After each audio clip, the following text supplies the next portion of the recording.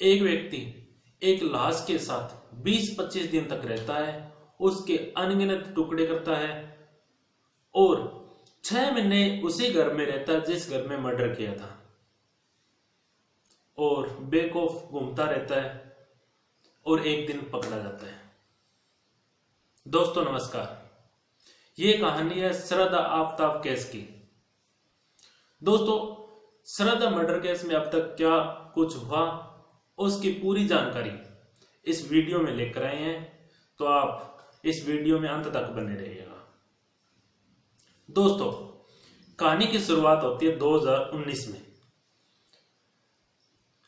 श्रद्धा मुंबई से बाहर रहती है अपने परिवार के साथ और आफ्ताब भी मुंबई से बाहर वसई में रहता है। आफ्ताब के पिताजी मुंबई में काम करते हैं और उसका भाई भी मुंबई में रहता था और उसके बाद में आफ्ताब भी मुंबई में आ जाता है। उधर श्रद्धा अपने परिवार के साथ में रहती है। दोस्तों, अब तक श्रद्धा और आफ्ताब एक दूसरे को जानते तक नहीं थे, लेकिन सोशल मीडिया के एक डेटिंग ऐप से उन दोनों की चैटिंग होती है और चैटिंग से दोनों की दोस्ती हो जाती है और दोस्ती से एक दूसरे के नंबर एक्सचेंज हो जाते हैं और लगातार उनमें बातचीत होने लग जाती है। 2019 के अंत तक श्रद्धा भी नौकरी की तलाश में मुंबई पहुंच जाती है और मुंबई के एक कॉल सेंटर में जॉब करने लग जाती है। उधर आफ्ताब भी कॉल सेंटर में जॉब करता था। दोनों की मुलाकात होने लगी, दोनों मिलने लगे। तो एक दिन आफ्ताब ने बोला कि तुम भी मुंबई में रहते हो और मैं भी मुंबई में रहता हूं, क्यों ना हम अपना एक अलग से घर किराया लिया जाए। तो श्रद्धा मान गई, दोनों साथ में रहने लगे लिव इन में। धीरे धीरे टाइम बीतता चला गया। श्रद्धा ने एक दिन अपने मम्मी पापा को बोला आफ्ताब के बारे में और उन्होंने बोला कि मैं शादी करना चाहती हूं, लेकिन माता पिता ने मना कर दिया क्योंकि दोनों का धर्म अलग था। आफ्ताब अलग धर्म से, श्रद्धा अलग धर्म से, तो मना कर दिया। ये बात श्रद्धा को बुरी लगी और वापस मुंबई आ गई और आफ्ताब के साथ रहने लगी। और सोचने की बात तो यह है दोस्तों, आफ्ताब ने का धर्म अलग था और फेसबुक अकाउंट के धर्म का जो कॉलम होता है उसमें लिखा हुआ था मानवता, लेकिन श्रद्धा केस में आपको पता चल जाता है कि आफ्ताब की कैसी मानवता थी। तो उसके बाद में दोनों साथ में रहने लग जाते हैं। और दोस्तों 2020 में कोरोना आ जाता है और कोरोना में श्रद्धा की मां की मौत हो जाती है और मौत का श्रद्धा को पता चलता है तो वो वापस आती है और पिता और भाइयों के साथ में बनती नहीं थी श्रद्धा की, तो वो वापस मुंबई चली गई। उसके बाद में दोस्तों अब होती है झगड़े की शुरुआत। झगड़े की शुरुआत यहां से होती है क्योंकि आफ्ताब बिल्कुल काम नहीं करता था, कमाता नहीं था और खाली पेट प्रेम नहीं होता दोस्तों। तो धीरे धीरे झगड़ा इतना बढ़ने लग गया कि आफ्ताब श्रद्धा को पीटने तक लग गया था। पहली बार की बात है दोस्तों, यह बात है 23 नवंबर 2020 की, जब आफ्ताब ने श्रद्धा को बुरी तरह से पीटा था। उसके नाक पर, गले पर और आंखों के पास में चोट के निशान तक बन गए थे। तो ये बात श्रद्धा ने अपने दोस्तों को बताई, तो दोस्त उनको हॉस्पिटल लेके गए थे और वहां से उन्होंने एक रिपोर्ट दर्ज करवा दी। रिपोर्ट पर पुलिस ने आफ्ताब को पूछताछ के लिए बुलाया और आफ्ताब ने श्रद्धा से माफी मांग ली और वापस साथ में रहने लगे। काफी टाइम बीतता गया, कहीं न कहीं ये रिपोर्ट दर्ज कराई, ये बात आफ्ताब के मन में बैठ गई और बाद में साथ में रहने लग गए। अब आ गया मई का महीना। मई का महीना में आफ्ताब ने श्रद्धा को बोला कि अपने हिमाचल घूमने चलते हैं, हिमाचल प्रदेश। तो श्रद्धा को घूमने का बहुत शौक था और वो घूमने की बड़ी शौकीन थी, तो श्रद्धा ने झट से हाँ बोल दी और 8 मई को दोनों हिमाचल प्रदेश चले गए।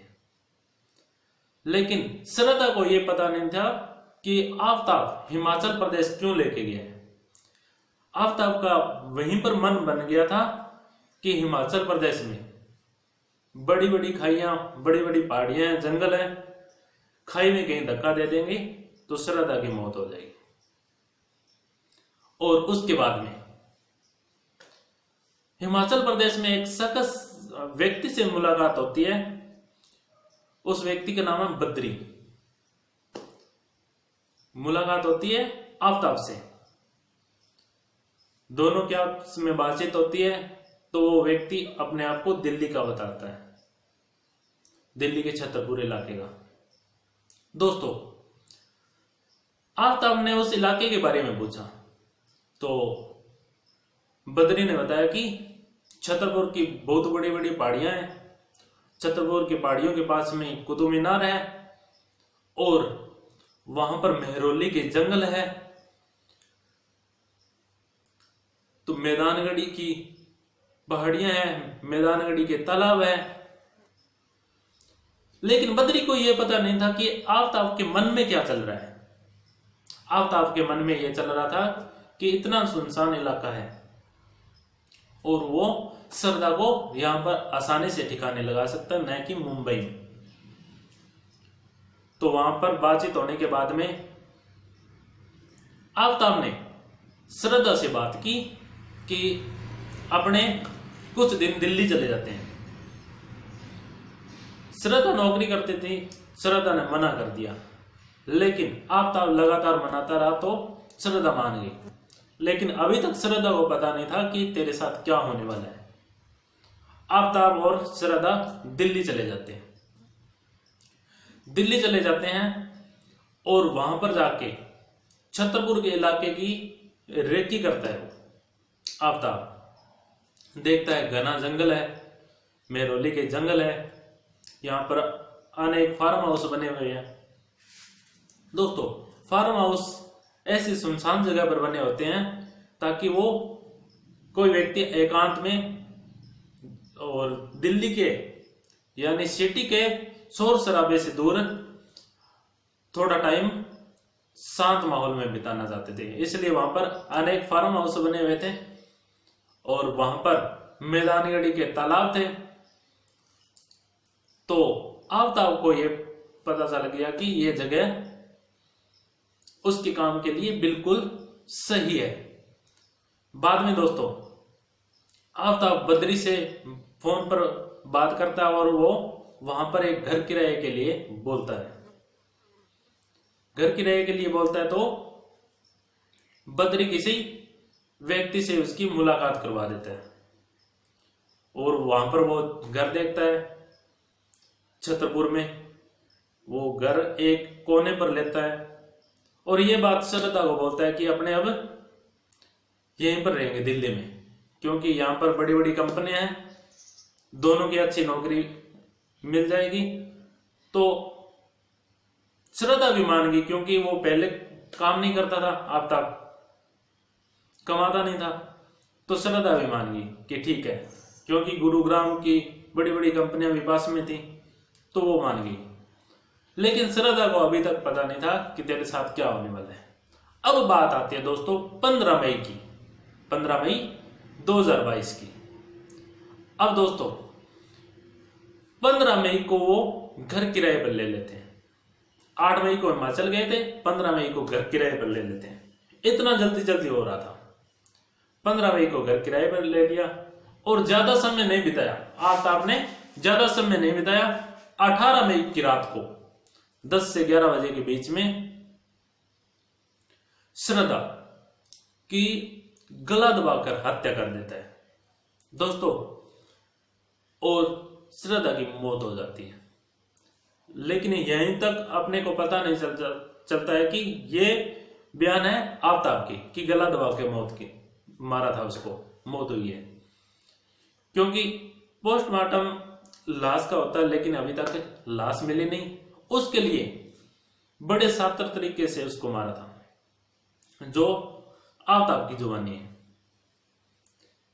गला दबा के हत्या कर दी 18 मई को। उसके बाद में जोमेटो से वो खाना ऑर्डर करता है, जोमेटो से खाना आता है और उस लाश के पास में बैठकर खाना खाता है। अब उसको मार दिया है। उसको ठिकाने लगाने के लिए सबसे पहले वो बाजार जाता है और एक 300 लीटर का एक फ्रिज खरीदता है। उसके बाद में दोस्तों वो पास की दुकान से आरी खरीदता है और एक हथौड़ा खरीदता है और थोड़ी कीलें खरीदता है। ये सारी जानकारी पुलिस के बयानों से है, जो पुलिस ने बताया है। वो खरीद कर घर पर ले आता है और पुलिस को जो बयान दिए थे आफ्ताब ने अब तक बताया, लेकिन बयानों में आफ्ताब पुलिस को बहुत ज्यादा गुमराह कर रहा है। उसके बाद में वो खरीद कर घर पर ले आता और ज्यादा टाइम नहीं लगाता है। वो लाश को बाथरूम में लेके जाता है, बाथरूम में लाश के छोटे छोटे टुकड़े करता है ताकि वो अलग अलग जगह पर फेंक सके आसानी से और किसी को पता न चले। वो सात्विक तरीके से उसको ठिकाने लगाना चाहता है, लाश के टुकड़े करता है। आफ्ताब ने पुलिस को बताया, उसकी हैवानियत देखें तो जो किले और हथौड़ा खरीदा था, शरीर के टुकड़े तो काटे ही थे, लेकिन सिर को भी अनेक टुकड़ों में काटा बताता है। क्योंकि सिर काफी कठोर होता है, तो हथौड़े और किलों से अलग अलग तोड़ा था। और उसके बाद में साथ में वो नल ऑन रखता है बाथरूम का, ताकि जो वेस्टेज होता है वो पानी के साथ नाले में चला जाए। तो दोस्तों उसके बाद टुकड़े करके वो फ्रिज के ऊपरी हिस्से में रखता है, जिसे अपने फ्रीजर बोलते हैं। जितना वो फ्रीजर में आता है उतना रखता है, बाकी के टुकड़े वो नीचे की सारी ट्रे वगैरह निकाल कर नीचे रखता है दोस्तों। और अब बात आती है टुकड़ों को ठिकाने लगाने की। सबसे पहले 21-22 मई की रात की बात है, जो पहली बार एक टुकड़ा लेकर बाहर गया था। एक टुकड़ा पॉलीथीन में डालता है और पॉलीथीन बैग में डालकर वो बाहर निकलता है दोस्तों। पास के जंगल थे मेहरौली के, उस इलाके में वो टुकड़ा डालकर आ जाता है। ये सिलसिला लगातार चलता है दोस्तों, लगभग 20-25 दिन। धीरे धीरे वो टुकड़ों को ठिकाने लगा देता है। अब बात आती है इस केस का पता कैसे चला। दोस्तों पता ऐसे चला कि श्रद्धा अपने फोन पर अपडेट रहती थी, रोजाना नए नए स्टेटस लगाते थे इंस्टाग्राम आईडी पर, फेसबुक पर और व्हाट्सएप पर। वो अपने दोस्तों से जुड़ी हुई थी। तो दोस्तों पहले कुछ महीने तक तो आफ्ताब श्रद्धा बनकर अपने दोस्तों का रिप्लाई देता रहा, ताकि किसी को पता ना चले, बहुत सात्विक तरीके से। लेकिन उसके बाद जून जुलाई तक देता रहा। उसके बाद जुलाई के बाद में उसने फोन को बंद कर दिया और उनके दोस्त श्रद्धा के दोस्तों को फिक्र होने लगी कि श्रद्धा अपडेट नहीं है। ये जानकारी एक दोस्त ने श्रद्धा के भाई को दी, भाई ने पिता को बताया। माता की पहले ही डेथ हो चुकी थी, पिता को भी फिक्र थी, लेकिन वो खुल के सामने नहीं आता था। वो भी श्रद्धा के स्टेटस वगैरह देख लेता था तो मन में सुकून मिल जाता था कि ठीक है। लेकिन लास्ट 2-3 महीनों से उसके अपडेट नहीं आ रहे थे। तो उसको भी फिक्र हुई। श्रद्धा के पिताजी मुंबई पुलिस के पास पहुंचे तो उनको बताया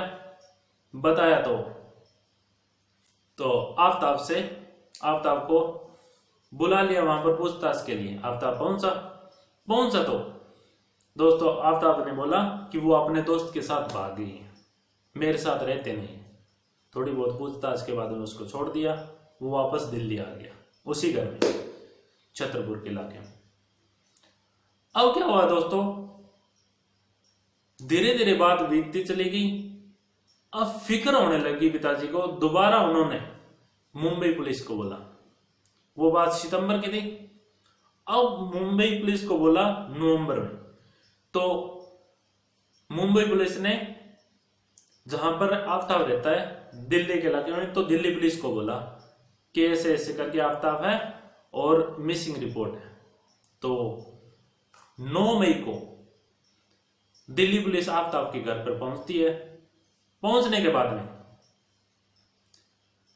उनसे पूछताछ होती है और 11 मई को आफ्ताब को पकड़ लेते हैं और सारा का सारा आफ्ताब जो अब तक की कहानी है आफ्ताब के हिसाब से वो सारा का सारा कबूल कर लेता है जैसे हमने बताई है। लेकिन आफ्ताब पुलिस को लगातार गुमराह करती आ रही है। तो लगभग 14 दिन की रिमांड के बाद में जो भी आफ्ताब ने बताया, और खास बात तो यह है दोस्तों, आफ्ताब पुलिस को बताता है, उसके बाद में मुस्कुराने लग जाता है, हंसने लग जाता है। पुलिस थोड़ी सख्त होती है तो सीरियस होकर बताने लग जाता है, बताने के बाद में फिर हंसने लग जाता है। तो उसकी बातों पर विश्वास नहीं कर रहे थे। तो पुलिस ने कोर्ट से पॉलीग्राफी टेस्ट की मांग की और कोर्ट ने इजाजत दे दी। और आफ्ताब इतना सातिर है कि पॉलीग्राफ टेस्ट में भी सच नहीं बता रहा है, पुलिस को गुमराह कर रहा है। लेकिन फिर भी पॉलीग्राफ टेस्ट से पुलिस को कुछ न कुछ सबूत मिले हैं, जैसे कि जो हथियार उन्होंने उपयोग किए थे वो कहां छिपाए थे वो मिल गए पुलिस को। लगभग 4 या 5 चाकू तो आफ्ताब के घर से मिल गए, जो काफी बड़े बड़े हैं, नॉर्मल चाकू नहीं है। अब बात यह है कि इस चाकू से श्रद्धा की टुकड़े किए थे या नहीं किए थे वो लैब में भेज दिए हैं।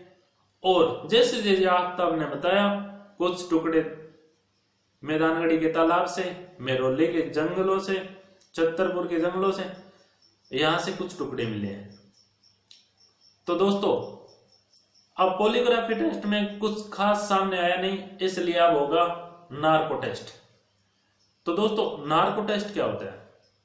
नार्को टेस्ट जैसे घर से आफ्ताब जो भी टुकड़े बाहर लेके गए उसको ढूंढने की जिम्मेवारी है पुलिस की।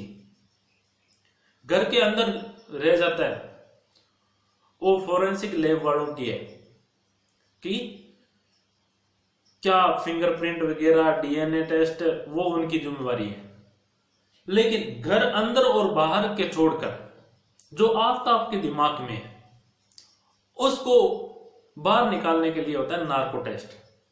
उसको बेहोशी की हालत में प्रश्न पूछे जाएंगे, जो सवाल पूछेंगे उसका जवाब वो 80% सही देगा, क्योंकि बेहोशी की हालत में वो जो दिमाग में चल रहा है वो सब कुछ बता देगा।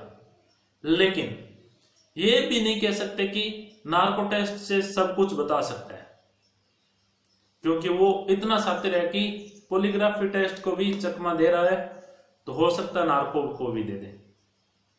दोस्तों काफी शातिर तरीके से इसने ये मर्डर किया था।